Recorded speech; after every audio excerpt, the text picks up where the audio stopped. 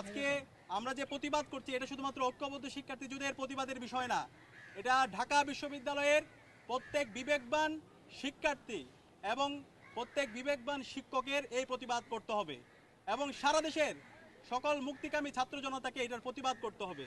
কারণ খুনি হাসিনা গত 16 বছরে এইভাবেই কিন্তু সে সব ইসলাম ফোবিয়ার মাধ্যমে ইসলামের সিম্বলগুলোকে প্রবলেমেটাইজ করে সে তার অবৈধ শাসনকে দীর্ঘায়িত করেছিল।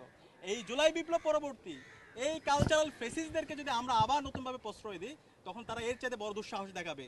তা আমি অনুরোধ করব, ডাকসুতে আমরা যারা বিভিন্ন প্রার্থীরা আছি, সকল ইন্ডিপেন্ডেন্ট প্রার্থী, ছাত্র সংগঠন আমরা যারা আছি, আমাদের সবাই এই কনসেনসাসে আসতে হবে। এই কালচারাল ফেসিসদের বিরুদ্ধে আমাদের সিদ্ধান্তে আসতে হবে।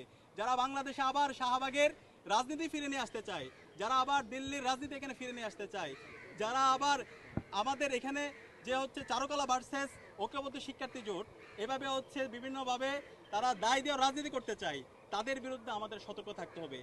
আমাদের মিডিয়ার ভাই বোনদেরকে আমি অনুরোধ করব, দেখেন যারা আজকে এই কাজটা করেছে তাদেরকে আইডেন্টিফাই করে তাদেরকে শাস্তির আওতায় নিয়ে আসেন, তাদেরকে কারা এটার সাথে জড়িত সেটাকে বের করে নিয়ে আসেন। কিন্তু এটা না করে আমরা দেখতে পাচ্ছি বিভিন্নভাবে হচ্ছে ফ্রেমিংয়ের রাজনীতি, যেটা আগে ফেসিবাদী যে সাংবাদিকতা অপসাংবাদিকতা বলে আমরা যেটা দেখতাম সেই ধরনের আমরা হচ্ছে অ্যাক্টিভিটি দেখতে পেয়েছি। আমরা মিডিয়াকে অনুরোধ করব, যারা এই সমস্ত ঘটনার সাথে জড়িত আছে তাদেরকে বের করে তাদেরকে আপনারা হচ্ছে শাস্তি আওতা আনতে আপনারা সহযোগিতা করেন। এবং ইতিমধ্যে চারুকলার বিভিন্ন শিক্ষার্থী ভাই বোনরা আমাদের সাথে যোগাযোগ করেছে, তারা এই ঘটনার নিন্দা জানিয়েছে, এখানেও কয়েকজন এসেছিল এবং তারা এই যে কালচারাল ফেসিস যারা আছে, যারা এই ধরনের বিকৃতি করেছে, যারা হিজাব ফোবিয়া ছড়াতে চাচ্ছে, যারা এই ডাকসুর যে স্বতঃস্ফূর্ত আজকে